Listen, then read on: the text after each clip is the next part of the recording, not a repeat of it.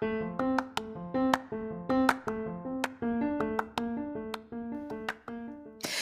there, and welcome to the daily podcast where wisdom smacks us with kisses or love taps. I'm MichelleSpiva, a wisdom strengthening coach, your host, and practical priestess of wisdom. Mwah. Join us daily to gain wisdom and mental strength as we tackle innovative thinking, address emotional and behavioral life traps, and yes, provide you with some practical how to's to wrap it all up. So settle in or crank up the speed 2x, whatever gets your mental processes firing as we dive in. Stay tuned.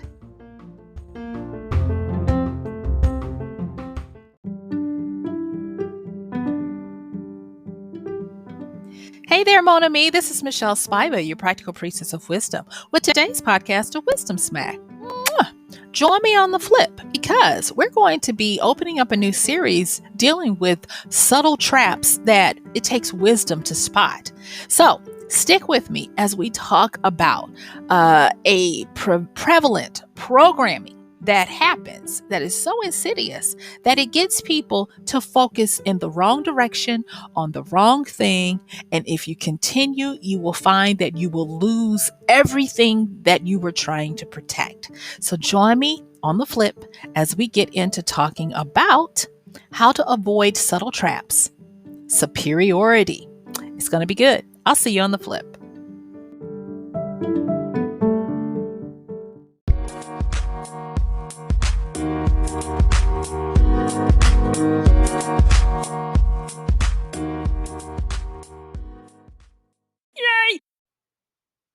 Hey there, let's go on and get started. As you can tell from the A part, today we're going to be talking about a series that actually has come about by people writing in and asking if I would cover certain things. Now, of course, I don't normally cover them the way people expect, but I hope that for those dear ones who have been asking for me to cover certain issues, you'll find something that you can use in this. And so today, I'm going to be talking about how to avoid subtle traps, but because there are so many different, I'm going to be focusing on the trap of superiority.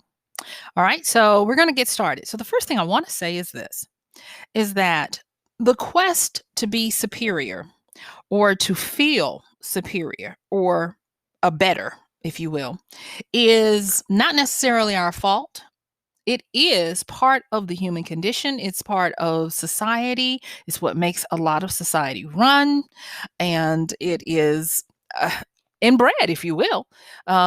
We have this need, this drive, if you will, for a hierarchical status so that society clicks and society continues to move and we don't end up in continuous wars of micro factions always fighting where we end up just killing killing everyone. And so there is that, but I do want to say that we want to also use wisdom to avoid the traps of it, because there are some things, and we'll hopefully get to them, because I got a lot of notes.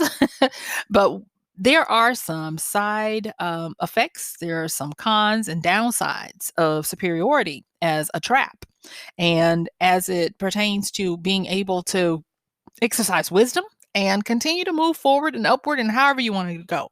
So the first thing I want to say is this: if you're taking notes, note number one, superiority is in the tribe or the family of status. Now, status and superiority are not the same. And as we continue to have our little talk today, you'll see why. So with status, I've covered this in other podcasts where we've talked about how when anybody interacts with another person, there's always this pecking order being established no matter what. I've talked about it in podcasts where I've talked about conversations, where I've talked about power, just many of them. And if you've been rocking with me, some of this will sound familiar.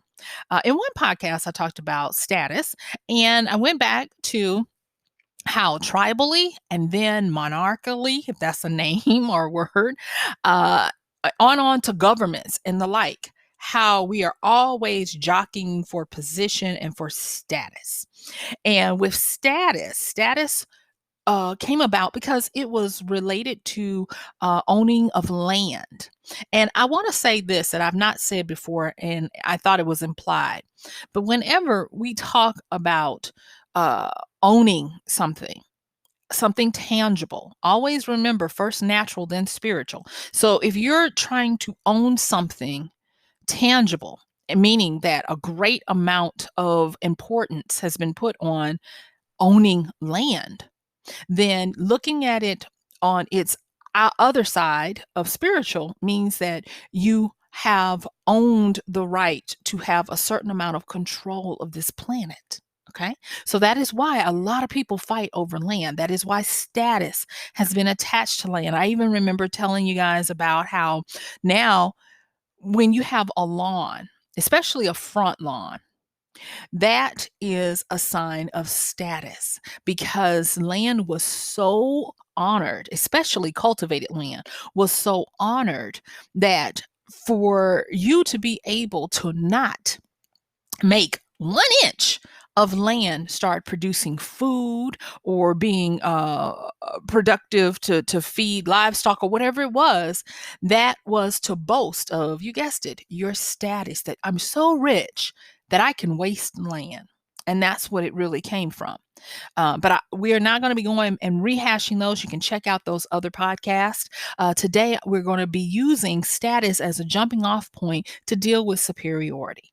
So, with status, it's a pecking order, it's a way to assert your ability to gain in a society.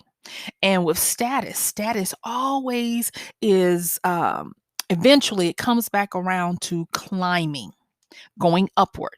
That's why we have the terms, well, in English, we have the terms a social climber, always climbing to get higher and higher. Whereas with superiority, the trap of superiority in trying to get your status is that, unlike status with social climbing, always looking to get ahead, to get up, to climb upward, superiority takes the orientation of your goal, and instead of looking upward, you start looking downward to see who you can keep under you. And if you're too busy looking downward to see who you can keep under you, you don't realize that you're eventually losing your status.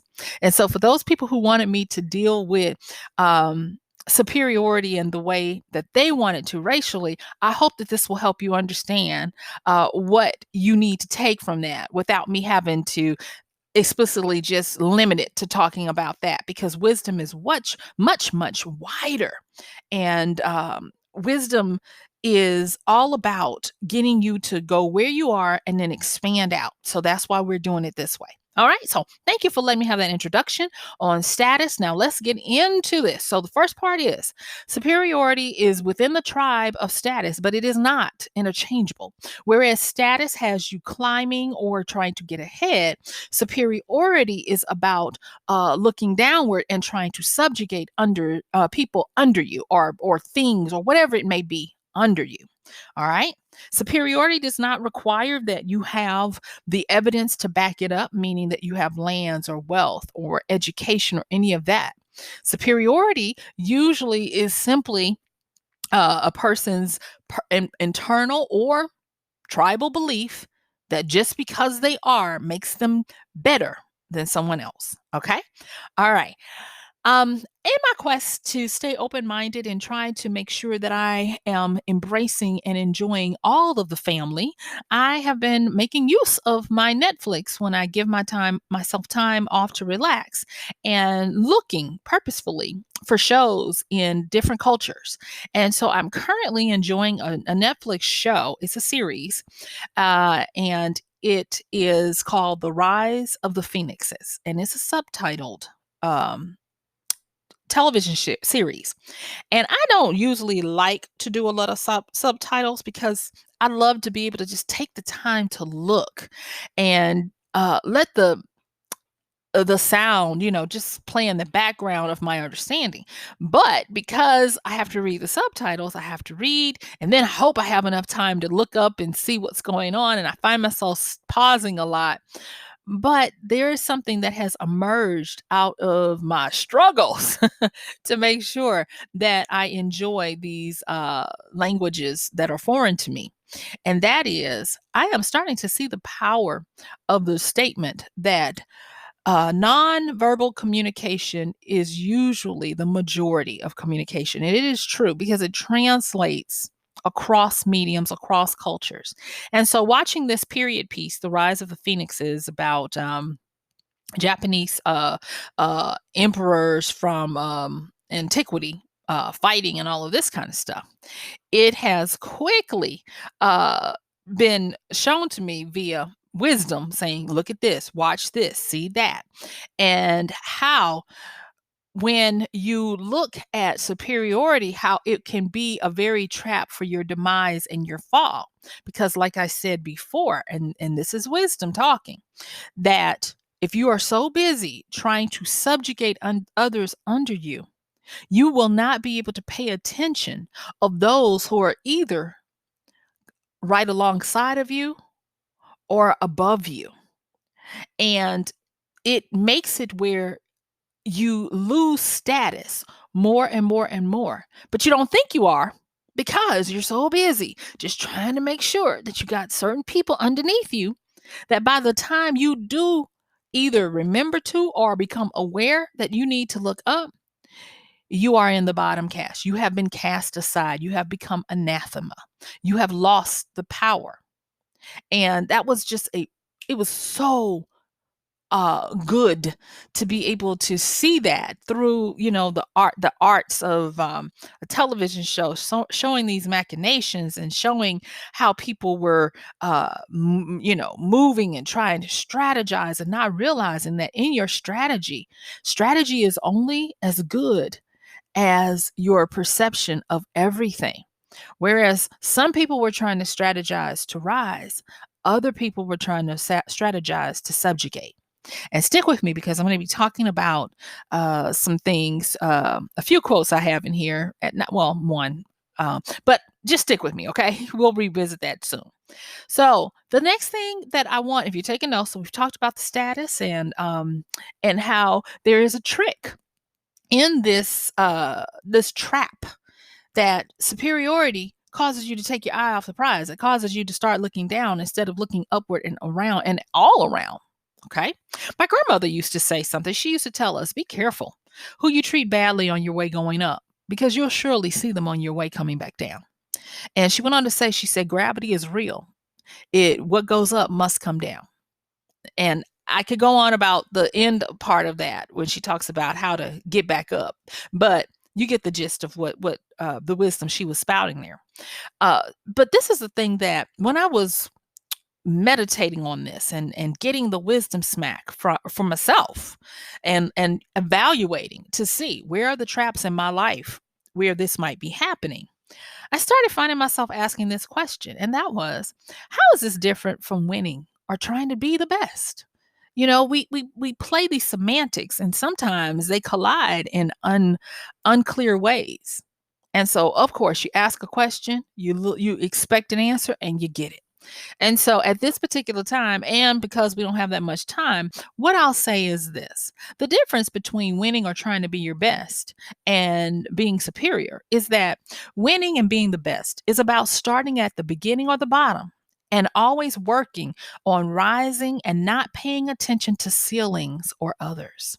Whereas superiority is all about being above someone else. It doesn't require you moving upward as long as there's always someone beneath you. And so I want you to meditate on that if you get inspired to do so, because it will help you tremendously. It will help you. It will help you to identify possible traps. It will identify when people are trying to appeal to and trigger your need for superiority. Yes, there are certain ego types that need that to feel some type of self-identity. They feel that they need, well, at least I'm not so and so, or at least I'm not this. And I'm not talking about just racial. Think about the traps where Well, at least I don't speak, I don't speak broken English, or at least I have a degree, or at least I own a home and don't rent, or at least, and at least, or at least I'm married and can keep a significant other. Those types of things. Those are all part of that superiority.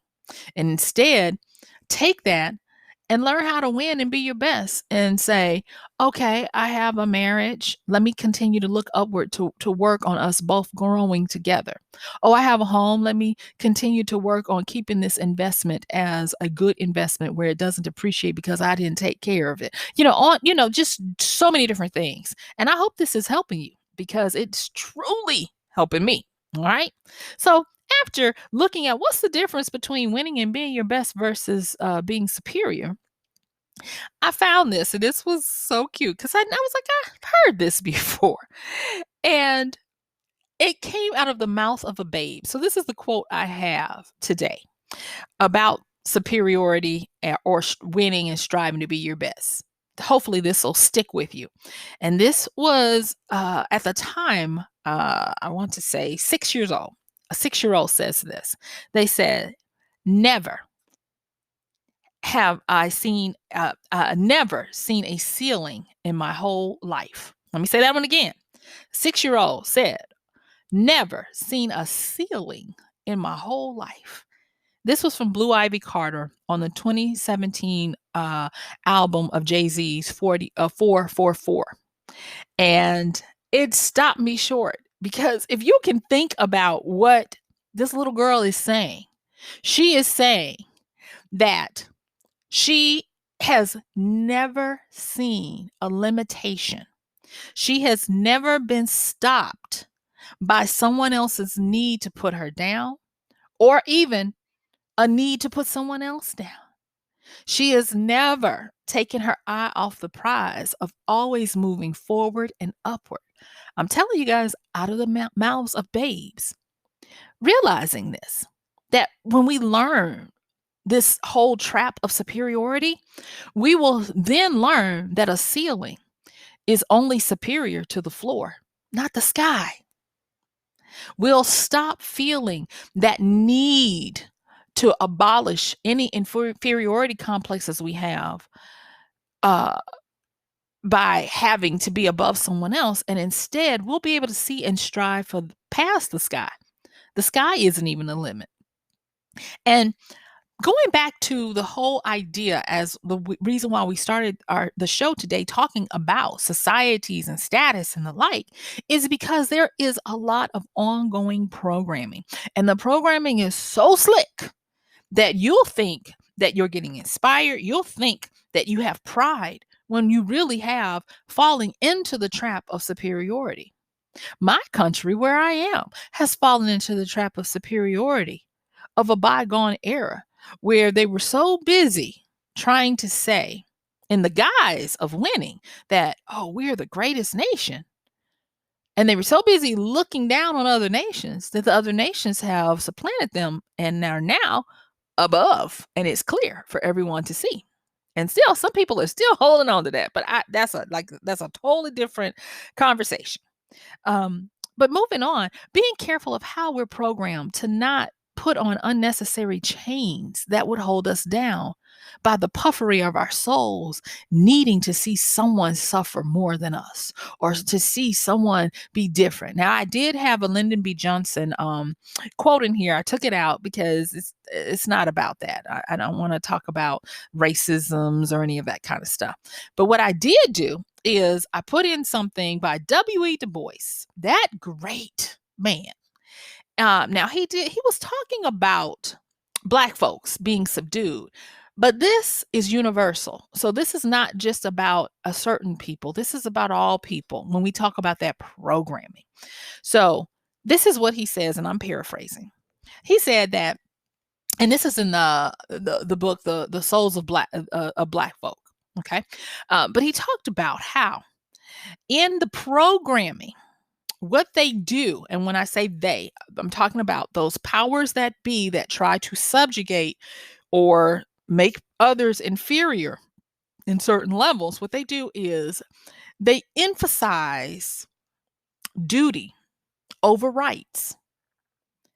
So what they do is they put your rights to ascend, to be the best you can, to fulfill the destiny of full human potential. They put that in the background. And instead, they make us ascribe or program or try to get people to contract themselves in a binding agreement of duty to something. So that's a subjugation. Then, in the furtherance of this programming, there is never talk of personal aspiration, assertion, or even a consciousness of power. Instead, all the focus is put on survival. What does that look like? That looks like concentrating on returning people back to jobs and being obedient instead of inspiring people to see that in new times, new ways can be obtained, that you can aspire to provide a new legacy for your entire family line by opening up business and commerce and being problem solvers and providing goods, services, skills, and the like, doing it on your own. But instead, there is a tamping down of that to keep people looking to their goal to be to survive. And thus, when you play the survival game, that's where the superiority comes in. Because in survival, if you're surviving, then someone's suffering. If you're thriving, then someone's surviving. And this is an evolution of my understanding, because I was all big on move from survival to thriving. And wisdom is like, I'm gonna let you have that for a little bit, Michelle, but then I'm gonna wreck that whole concept too. And I'm gonna move you from surviving and thriving to understanding that you shouldn't even be on that track anyway. You should be on aspiration and assertion of a consciousness of power. Because if you are a human being having a human experience, a human doing, a human having, there are no skies, there are no ceilings, there are no boxes. So therefore, we don't have to strive, we don't have to thrive, we don't have to try to think outside of a box, because there wasn't a box to begin with.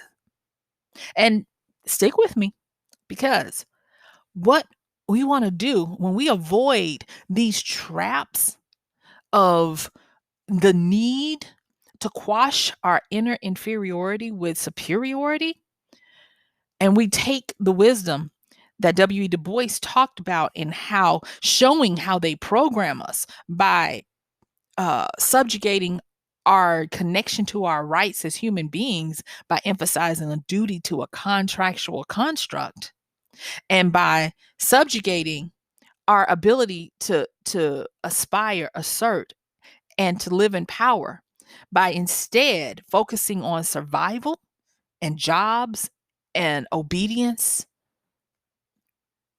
that keeps us in survival. We find that our ability to be like that little 6-year-old said on that album, never seen a ceiling in my whole life. I'm like, oh my gosh, it's so eye-opening. A 6-year-old says this because she is further along in her wisdom than I was, and it arrested my soul, and I had to deal with it and grapple with it, and I'm now able to share it. So, to continue to strive to be superior over another is to ascribe to the fear of loss, limitations, and suffering with no end in sight. I'm going to say that again, you guys. So when you continue to strive to be superior over someone else or something else or whatever it may be, you now hook up with, bind yourself to a fear of loss, because if you are trying to be superior, the threat of loss that you will be dethroned is ever there. That's where the fear of loss comes in. Limitations. If you are so busy trying to strive to be superior, you've always got to keep an eye looking down, where you're constantly punching down on others that you deem should not have as much power as you. So that limits you from being able to explore upward and onward and forward. So that's the limitations. And then the suffering with no end in sight is because the only thing we ever have that's certain is change. And regimes come and go, people come and go. So, in an ever-changing world, trying to continue to have a status quo of illusionary superiority is a never-ending battle, and that's why there is suffering with no end in sight. Think about crabs in a barrel. Think about having to always need to have someone beneath you to take the brunt of the damage, the pain, the loss, or the suffering. Think about all those things. And then think about when you've had relationships, whether they be business or personal. Did you fall into the trap of trying to surround yourself with people who you could feel better than, where you felt that personal worship because they think you're so great?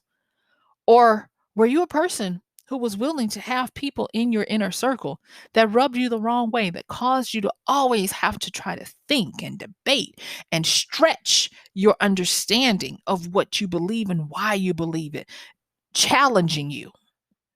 Those are going to be some eye openers for a lot of people in our needs. So now, excuse me, as we come to our last few minutes together today, I want to talk about a few downsides and side effects of prolonged superiority. So, some of the downsides of superiority means alienation. The more you try to subjugate others, the more you try to make sure that you are keeping certain people down, those who are upwardly mobile, those who have the no ceiling in my whole life agenda, are going to leave you behind because they can't stay, because they are operating within the laws of change and you are boxing against the wind. Side effects of this alienation is where your sphere of influence and your uh, uh, your amount of people or things or whatever that you are superior over shrinks to the point where you become either literally or figuratively a one person island out in the middle of nowhere. Nobody's checking for you. Nobody really cares. And yet, and still, the only thing you still have is a false sense that you are better. And the reason why this happens in this side effect is because with this striving, with this alienation, fear of loss, limitation, suffering, what ends up happening is paranoia sets in where you don't even realize that more and more people get relegated to being beneath you in your mind. And superiority doesn't require any kind of evidence. It doesn't require any kind of education, reputation, none of that. It's just in your mind. And so you begin to the point where you find fault with even the ones that you think are lower than you, to the point where you start to constrict, you start to want to flee, and you can always tell when the side effects and the downsides of superiority are taking place, because people always want to move away from others. There's always a fleeing and I just want to get away from them or that element. I just want to have a utopia. Whenever you find that you are being very constrictive in what's acceptable in your world because of this need to have everything that looks great and to make sure that that which is beneath you doesn't sully or tarnish your world, you are becoming part of that constriction where it gets smaller and smaller and smaller, and thus you have lost so much ground. It's almost like the proverbial Chinese wall that was built, and when the country finally came from behind, they went in as a power and they came out as paupers and had to rebuild. Go check the history on that. Google it, okay? So be careful of this trap because it is insidious. And no one, when I say no one is immune to it unless you consciously and actively work on identifying the possible areas where it is trying to get a foothold into your life. That is why it is a subtle trap. That is why wisdom wants us to understand that yes, you can win, you can be the best, you can not strive, excuse me, you can excel and aspire to have better status. Because you know what? Status now does not require that it be at the detriment of someone else. And I'm going to prove this in the last minute, minute that I have with you all. Consider the concept of wealth. Wealth is different from riches. Wealth can contain riches, but riches do not necessarily involve wealth. And the reason why is because riches are in a race against someone, kind of like a superiority, meaning that if I get money, then you can't have it because it's a transactional thing. Whenever someone is gaining, someone is losing. But with wealth is about aspirational, where it will create new. So it is not limited by what is already in existence. It will create new and it will spread because that is the nature of wealth. And so wealth is truly about no ceilings have I ever seen in my whole life, of continuing to be able to go forward, go up, and go beyond. So I hope that this will help. And thank you to that person who sent me that email. And like I didn't mention your name, like, yeah. So thank you so much for that. This has really been helpful because I didn't realize that wisdom was working on me as well. So my time is up. I thank you for yours. This has been MichelleSpiva, your practical priestess of wisdom, with today's podcast of Wisdom Smack. Mwah. Don't forget to like, subscribe, and share. And yes, check the show notes for how to contact me and follow me on social media and say a hello. So that's going to do it for today. Have a wonderful one. Bye.